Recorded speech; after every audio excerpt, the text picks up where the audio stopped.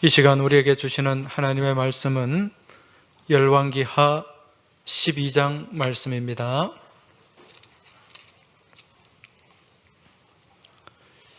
열왕기하 12장 1절에서 3절까지 말씀입니다. 말씀을 받들어 읽겠습니다. 예후의 제7년에 요아스가 왕이 되어 예루살렘에서 40년간 통치하니라. 그의 어머니의 이름은 시비아라. 브엘세바 사람이더라. 요아스는 제사장 여호야다가 그를 교훈하는 모든 날 동안에는 여호와 보시기에 정직히 행하였으되 다만 산당들을 제거하지 아니하였으므로 백성이 여전히 산당에서 제사하며 분향하였더라. 아멘. 오늘 귀하고 복된 예배 자리에 나오신 우리 모든 믿음의 교우들을 주님의 이름으로 환영하고 또 축복합니다. 오늘 하나님께 드리는 이 예배 모두 승리하는 예배가 되길 주의 이름으로 축원합니다. 예배의 승리자가 되시고 예배 가운데서 또 우리 삶 가운데 눌리고 또 여러 가지 어려운 그런 삶의 문제들을 해결받는 복된 믿음의 역사가 나타나길 주의 이름으로 축복합니다.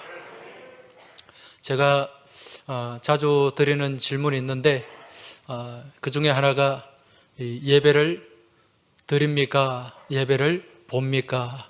이 질문입니다. 제가 이 얘기를 자주 하는 이유는 이 교육학적으로 볼 때 이 반복하는 게 굉장히 중요해요. 우리가 순간순간 시간이 지나면서 들어도 또 잊어버리고 망각하고 다시 제자리로 돌아가기 때문에 자주 또 제가 반복도 하고 또 질문도 합니다. 다시 한번 질문하겠습니다. 여러분 이 시간 예배를 드리러 오셨습니까? 예배를 보러 오셨습니까? 드리러 오신 거 맞죠? 예, 그 드리는 예배 하나님 기쁘게 받으실 줄 믿습니다. 근데 이렇게 또 말씀을 드려도 또 주중에 이렇게 만나서 얘기하다 보면은 습관적으로 아이고 오늘 예배 볼 때 또 이런 말들이 또 나온단 말입니다.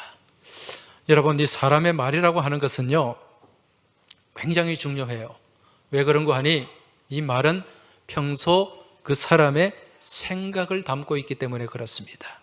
그래서 이 말을 그릇이라고 표현을 하거든요. 그 코칭 전문가 중에 김윤나라는 분이 있는데 이분이 쓴 유명한 책 중에 말그릇이라는 책이 있습니다. 이 사람에게는 각각 이 말의 그릇이 있어요. 그 말의 크기도 다르고 모양도 다릅니다. 그런데 그러한 말그릇의 크기와 모양에 따라서 그 사람의 말의 깊이와 수준이 달라진다는 거죠. 이건요 우리 믿음의 삶에서도 마찬가지거든요. 여러분 믿음의 삶에 있어서도 이 말의 그릇이 굉장히 중요합니다. 왜냐하면 우리가 평소 쓰는 말에 따라서 우리 삶의 모습이 달라지고 삶의 결과가 달라질 수 있기 때문에 그렇다는 것입니다. 왜 그렇습니까? 우리 하나님께서는 평소 우리가 사용하는 그 언어, 그 말을 우리의 삶에 그대로 반영하시는 분이기 때문에 그렇다는 것입니다. 그러한 사실이 민수기 말씀에 잘 기록되어 있는데요. 민수기 14장 28절 말씀 같이 한번 보겠습니다. 이 말씀 같이 한번 읽어보겠습니다.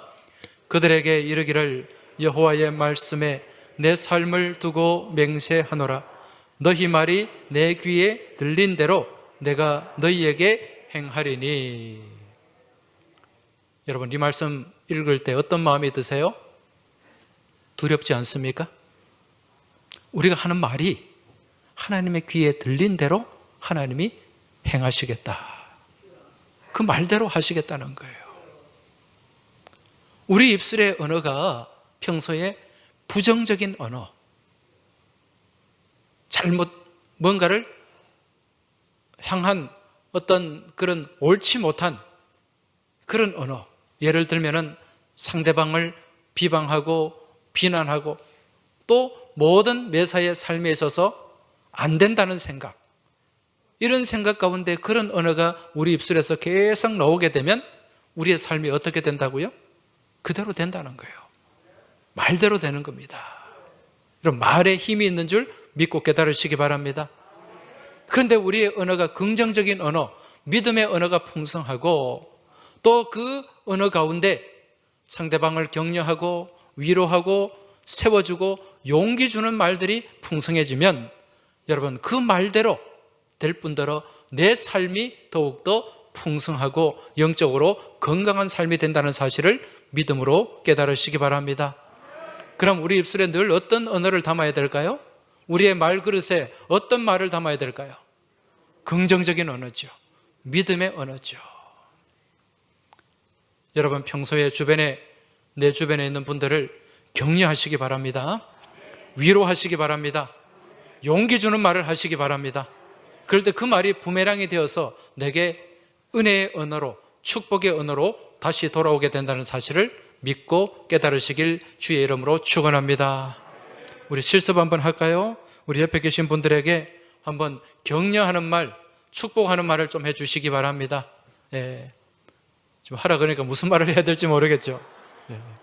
자, 한번 옆에 계신 분들에게 당신은 하나님의 복된 자녀입니다. 예. 당신 덕분에 행복합니다. 예. 당신을 뵈니 하나님을 뵌 것 같습니다. 할렐루야. 예.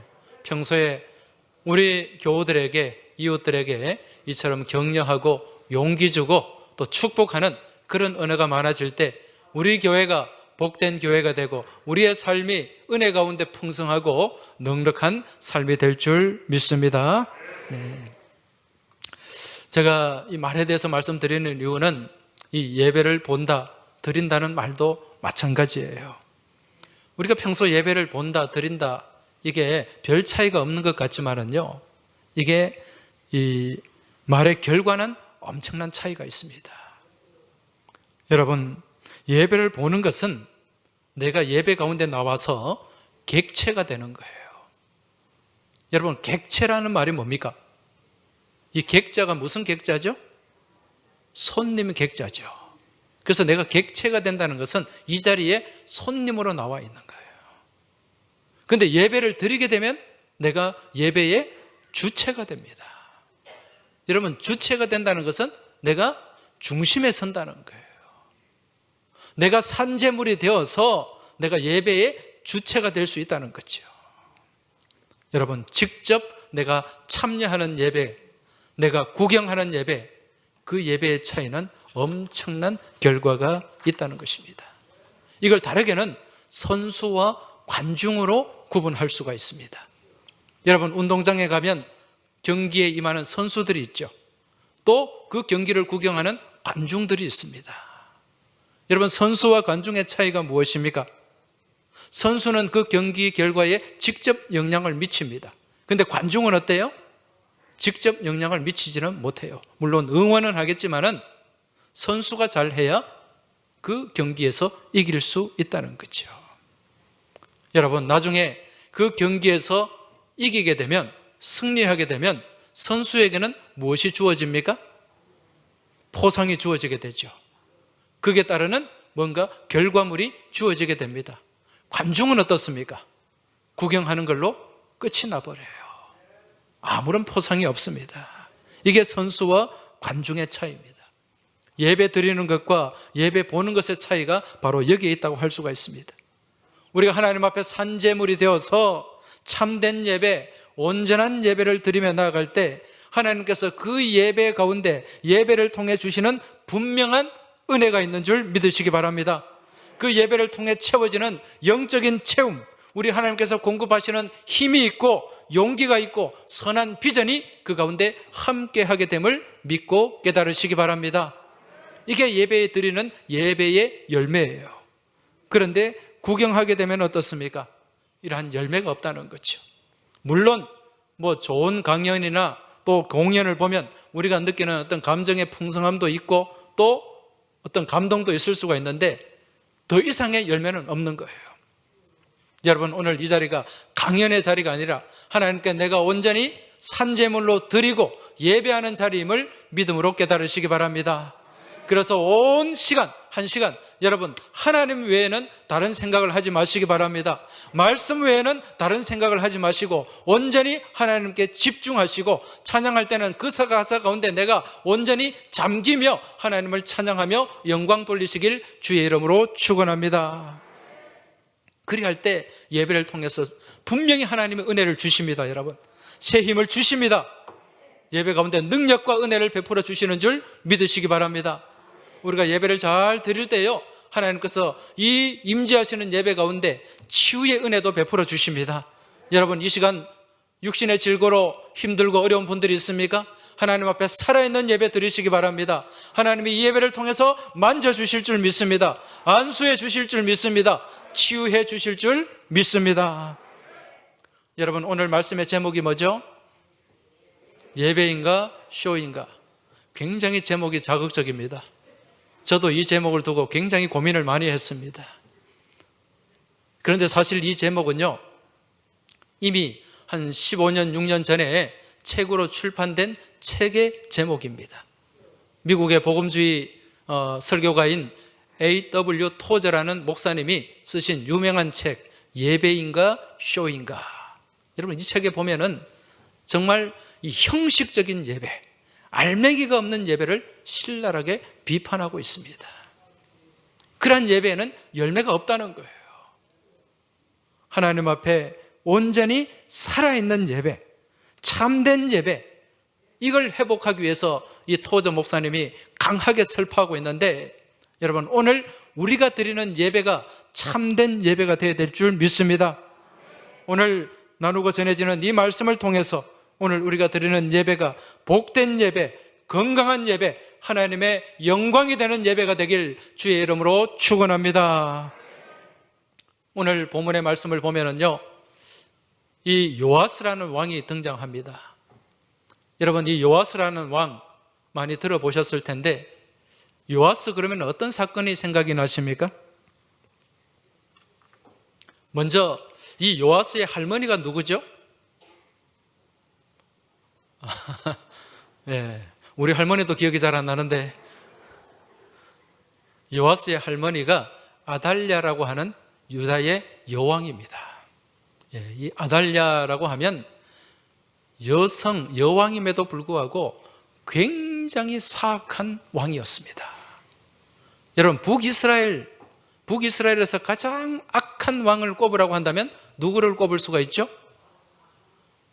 아합이라는 왕을 꼽을 수 있죠. 아합. 여러분, 이 아합의 아내가 누굽니까? 이세벨입니다. 이 아합과 이세벨 사이에서 태어난 딸이 누구인가? 아달랴예요. 그래서 아합은 북이스라엘에서 가장 악한 왕, 아달랴는 남유다에서 가장 악한 왕이었습니다. 이 아씨들이 문제죠. 그럼 이 아달랴가 어떻게 남유다, 북이스라엘 아합의 딸인데 어떻게 남유다의 여왕이 되었는가? 이 아달랴가요, 남유다에 시집을 오게 됩니다. 남유다의 여호람이라고 하는 왕과 결혼을 하게 돼요. 그래서 남유다와 북이스라엘이 서로 사돈지간이 된 거죠. 그래서 여기에서 태어난 아들이 아하시아라고 하는 남유다의 왕입니다. 그런데 문제는 이 아하시아 왕이 죽고 난 이후에 이 아하시아가 일찍 죽었어요. 그러면서 이 손자, 손녀들이 굉장히 어렸습니다. 이때 이 악한 아달랴가 그 자기들의 손자, 손녀죠. 그 아하시아의 자녀들을 몰살을 시켜버렸어요. 왕족들까지 다 죽였습니다. 그리고 자기가 왕의 자리를 차지한 거죠. 그러면서 아주 폭정에 폭정을 거듭했습니다. 그런데 이때 이 아하시아의 아들 중에 유일하게 살아남은 한 아들이 있었는데, 그 아들이 오늘 본문에 등장하는 요아스예요. 누가 이 요아스를 구출했는가? 그의 고모가 구출을 하게 됩니다. 그 고모의 이름이 여호세바입니다. 그리고 그 고모부가 성전의 제사장 여호야다입니다. 갓 태어난 요아스를 몰래 구출을 해가지고 어디에 숨겼는가? 성전에 숨겼다는 거죠. 그래서 거기서 6년 동안 키웠고, 이 악한 여왕 아달랴가 폐위되고 죽고 난 이후에 이 요아스를 여호야다가 왕으로 옹립하게 됩니다. 자, 이러한 참 어릴 때부터 이 산전수전을 다 겪은 이 요아스가 이제 왕이 되고 난 뒤에 정말 선한 왕이 되기 위해서 많은 노력을 기울였어요. 애를 썼단 말입니다. 그런데 결국에 가서는 그러한 노력에도 불구하고 선한 왕이 되질 못했습니다. 그 이유가 무엇인가? 오늘 말씀 3절에 보면은 다만 산당들을 제거하지 아니하였으므로 이렇게 말씀하고 있습니다. 여러분, 이 산당이 문제예요. 산당이. 여러분, 이 산당이 뭐죠? 성경에 산당이 자주 등장하잖아요. 이 산당이라고 하는 것은요, 이 히브리어로 원어로 바마라는 단어인데, 이게 영어로는 high place로 번역이 됩니다. 높은 곳에 있는, 그러니까 산 꼭대기에 있는 제단이라고 생각하면 돼요. 이 산당이 원래는 어떤 용도인가? 이게 이스라엘 백성들이 출애굽을 해서 가나안 땅에 들어와서 정복을 했지 않습니까? 그때 가나안 땅에 살고 있었던 원주민들이 있었어요. 이 원주민들이 자신들이 섬기는 신들에게 제사를 지내던 우상의 제단이었습니다. 그런데 이스라엘 백성들이 이 가나안 땅에 들어와서 살면서 하나님 앞에 이제 제단을 쌓고 제사를 드리는데 이 산당을 이용을 했어요. 그래서 따로 이 제단을 만들고 하는 어떤 그런 여러 가지 노력이나 또 비용이나 또 그 당시에 사사 시대에 굉장히 혼란스러웠잖아요. 그러면서 이제 산당에서 거기서 하나님 앞에 제사를 드렸는데, 여러분, 이게 우상의 제단이지 않습니까? 그러니까 이게 온전한 제단이 아니에요. 온전한 제단이 아니에요. 그래서 이제 이후에 사울로부터 이제 왕국이 시작이 되고 이후에 솔로몬 시대에 예루살렘 성전을 건축했단 말입니다. 성전이 지어지고 난 이후에는 온전히 성전에서 하나님께 제사를 드리고 또 하나님께 영광을 올려야 되는데, 여전히 이 이스라엘 백성들, 남유다 백성들은 산당에서 제사를 지내고 있었습니다. 그래서 이 남유다의 그 선한 왕 히스기야 또 요시야 이런 왕들이 이 산당을 없앴는데도 또 이 산당이 또 이렇게 다시 산당 제사가 또 다시 드려지고 이게 끊어지지 않았어요. 여러분, 이 산당에서 왜 이들이 제사를 그렇게 지내려고 했을까요? 무엇 때문에? 이 산당 제사가 편하기 때문에 그래요. 여러분, 성전에서, 예루살렘 성전에서 제사를 드리는데 이게 얼마나 엄격한지 모릅니다. 제사의 절차도 복잡하고 준비 과정도 참 힘들고 제물 규정도 엄격하고 신경을 써야 될 게 한두 가지가 아니에요. 그리고 또 예루살렘에 있는 사람들이면 괜찮은데 멀리서 있는 사람들이 제사를 드리러 오려면은 또 여기까지 오는 시간과 거리와 또 거기서 제물을 준비해 왔는데 그 제물이 또 이 거친 광야를 지나오면서 이게 흠없는 제물이 되어야 되는데 흠이 여기저기 생기면 제물로 드릴 수도 없고, 그러면 또 거기서 현지에서 또 제물을 구해가지고 값비싼 비용을 치루어서 그렇게 제사를 드려야 된단 말입니다. 그러니까 이 수고가 이만저만이 아니에요. 그런데 이 집 근처에 산꼭대기에 산당에 가면 어떻습니까? 편하거든요. 그런 엄격한 절차도 없고 규례도 없어요. 내 편한 대로 내 위주로 그렇게 제사를 지낼 수 있는 거죠. 그래서 이 산당 제사가 이게 단절이 되지 않았던 것입니다. 그런데 하나님이 이걸 원하시지 않았어요. 왜 그런 거 하니? 이 산당 제사는 원래 누구를 향한 제단이었습니까? 우상을 향한 제단이었죠. 거기서 드려지는 제사를 하나님이 기뻐하시겠습니까? 그런데 그렇게 우상의 제단에서 제사를 지내다 보면은요, 알게 모르게 이게 섞이게 됩니다. 그 우상에 제사를 지내던 그 관습과 그러한 형식과 그러한 모습들이 섞이게 돼요. 이게 뭐가 되는가? 혼합주의가 된다는 것입니다. 그 나중에 시간이 지나면요, 아주 이상한 모습으로 변질이 되고 맙니다. 이걸 하나님이 기뻐하시지 않았고, 그래서 선지자들이 이 산당 제사를 철폐하기 위해서, 없애기 위해서 그렇게 노력을 했던 것입니다. 그런데 오늘 말씀해 보니까 산당들을 제거하지 않았다, 그렇게 말씀합니다. 여러분, 이러한 혼합주의는요, 오늘날도 마찬가지입니다. 우리가 신앙생활 함에 있어서 자칫 잘못하면 우리의 신앙생활도 이러한 혼합주의가 될 수 있고 자기 위주의 편의주의가 될 수 있다는 거예요. 여러분, 이러한 예배를 하나님이 기쁘게 받으실까요? 전혀 그렇지 않습니다. 여러분, 다음 주간이면 우리가 설날을 맞이하지 않습니까? 설날이나 추석 때 이제 믿지 않는 가정에서는 차례를 지냅니다. 설날 차례를 지내죠. 여러분, 이 차례라는 게 뭘까요? 차례. 이 차례라고 하는 것은, 차례 그러면 보통 사람들은 유교의 제사를 생각합니다. 그런데 제사하고 차례는 다른 거예요. 이 한자로는 이게 차로, 그러니까 다르게 얘기하면 다례라고 할 수 있어요. 다례. 차로 예를 갖추는 것입니다. 그러니까 옛날 우리 조상들은 설날 이렇게 명절이 되면은 제사상을 그렇게 차려놓고 절하는 것이 아니라 좋은 차를 내려놓고 가족들과 서로 이렇게 예를 갖추고 또 대화를 하며 또 서로 덕담을 나누는 그런 시간을 가졌다는 거죠. 그런데 조선시대에 이제 유교가 이 조선 사회를 지배하게 되면서 그때부터 이 차례가 무엇으로 바뀌게 되었다? 제사로 바뀌게 된 겁니다. 여러분, 조선 사회는 제사, 유교 문화 사회죠. 그런데 이러한 조선 시대에 천주교 복음이 들어왔어요. 17세기에.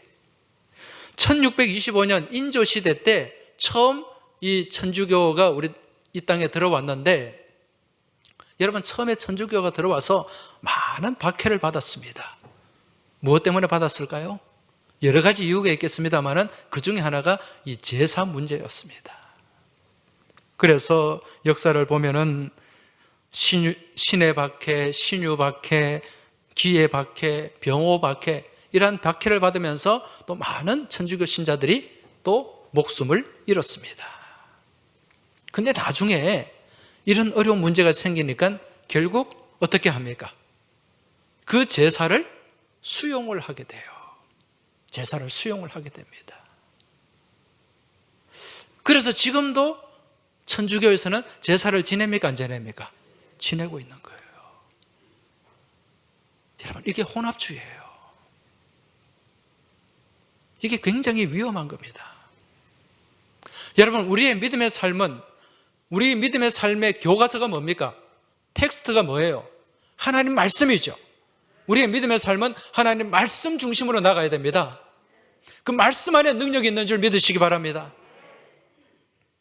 그래서 여러분, 10계명에서 하나님이 무엇을 금하고 있습니까? 여러분, 1계명이 뭐죠? 나 외에 다른 신을 두지 말라. 2계명은 우상을 만들지 말고 그 우상에게 무엇 하지 말라? 절하지 말아라. 이 계명하고 안 맞는 거예요. 그러니까 지금 여러분, 우리 천주교도 기독교입니다. 그리스도, 예수 그리스도를 믿는 종교예요. 그런데 천주교에도 하나님 말씀이 있는데 개신교와 천주교의 10계명이 같을까요? 다를까요? 같다 한번 손들어 보십시오. 예, 다르다 손들어 보세요. 예, 의견이 반반으로 나뉘는데 10계명이 달라요. 예, 천주교 10계명을 제가 말씀드릴게요. 1계명, 한 분이신 하느님을 흠송하라. 흠송이라는 말은 흠모하고 숭배하라, 이런 의미죠. 네, 한 분이신 하나님, 이건 우리 개신교 1계명과 비슷한 맥락이라고 할 수가 있습니다. 그런데 2계명은 무엇인가? 하느님의 이름을 함부로 부르지 마라, 이렇게 나옵니다. 하느님의 이름을 망령되이 일컫지 마라. 우리는 몇 계명입니까? 3계명이 천주교 2계명으로 와 있어요. 그러니까 2계명, 개신교 2계명이 빠져 있는 거예요. 근데 원래 이게 하나님 주신 10계명에 있는 겁니까? 없는 겁니까? 우상을 만들지 말고 절하지 말라 있습니까? 없습니까? 있어요. 말씀에 있어요. 출애굽기 20장에. 근데 이게 빠져버렸어요. 그러니까 하나가 모자라죠? 그러니까 이제 9계명에 나의 아내를 탐하지 마라, 이게 하나 더 들어가 있는 거예요. 그러니까 이게 10계명도 완전히 바뀌어 버리고 말았습니다. 여러분, 제가 이걸 타 종교를 비판하려고 하는 게 아니고, 우리의 신앙이 말씀 중심의 신앙이 되고 말씀 안에서 온전해질 때 그 말씀 안에 능력이 있다는 사실을 믿으시기 바랍니다. 여러분, 이게 현대판 혼합주의이기 때문에 그래요. 현대판 산당 제사의 모습이기 때문에 그렇다는 것입니다. 그럼 우리 개신교에는 그런 혼합주의가 없느냐? 여러분, 있을까요? 없을까요? 나도 모르게 하나님 앞에 산당 제사를 드리는 그런 사람들이 많이 있어요. 여러분, 그러한 세상의 미신들, 그런 것들을 나도 모르게 거기에 따르고 있다면, 여러분, 이거 혼합주의죠. 연초에 혹시 점집에 다녀오신 분들 계십니까? 손 한번 들어보시기 바랍니다. 정신 바짝 차리셔야 돼요. 근데 문제는요, 권사님들 중에도 점집 가는 사람이 있대요. 어느 점쟁이가 어느 교회 누구 권사가 내 단골이고 어느 누가 내 단골이고. 여러분, 이거 맞습니까? 틀립니까? 우리가 틀린 줄 알면서도, 잘못된 줄 알면서도 신년에 운세 보고요, 토정비결 보고요. 여러분, 신문에 그 운세 나오잖아요. 쳐다보지도 마시기 바랍니다. 그거 다 우리의 영적으로 혼합주의를 만드는 거예요. 알게 모르게 나 자신도 내 중심으로요, 내 편의 위주로 신앙생활을 하게 되면 그것 또한 여러분 현대판 산당 제사인 줄 깨달으시기 바랍니다. 자기 중심의 제사가 된다는 거예요. 주체와 객체가 바뀌어 버리는 거죠. 요아스가 바로 이런 신앙의 삶을 살았습니다. 다만 산당들을 제거하지 아니하였으므로 이게 간단한 문제 같지만 심각한 문제였다는 거죠. 결국 이 일로 인해서 요아스는 아무런 신앙의 열매도 은혜도 없었습니다. 굉장히 부지런히 열심히 했어요. 요아스 왕이에요. 여러분, 요아스 왕이 한 치적 중에 대표적인 게 뭡니까? 성전 수리한 사건이죠. 성전 수리. 성전을 수리했단 말입니다. 리모델링 했어요. 요아스 시대는요, 솔로몬 시대에 예루살렘 성전이 지어졌지 않습니까? 성전을 완공하고 한 130년 정도 지난 시대였습니다. 여러분, 시대가 한 130년 정도 이 해가 흐르면은 아무리 좋은 건물도 낡게 되어 있어요. 곳곳에 허물어지게 되어 있습니다. 요즘도 이 건축을 잘 해도 아파트 한 30년, 40년 사용하면은 재건축해야 된다 그러지 않습니까? 그런데 지금부터 한 3,000년 전에 여러분 그 지은 건물 아무리 잘 지어도 130년도 정도 지나면은 여러 곳곳에 균열이 있고 또 문제가 생깁니다. 그래서 요아스 왕이 이 성전을 수리하려고 했던 거예요. 특히 문제는 뭐냐? 그 할머니 윗대 아달랴가 여왕으로 있으면서 우상을 섬기는 그런 제단으로 성전을 만들어버리고 말았어요. 그래서 이 성물들을 바알을 위해서 사용하고 그러면서 성전이 굉장히 훼손이 되었습니다. 그래서 이 요아스 왕이 되고 난 뒤에 이 성전을 수리하기 위해서 이 성전에 20세 이상 남자들이 드리는 성전세를 성전 수리 비용으로 그렇게 사용하려고 했었습니다.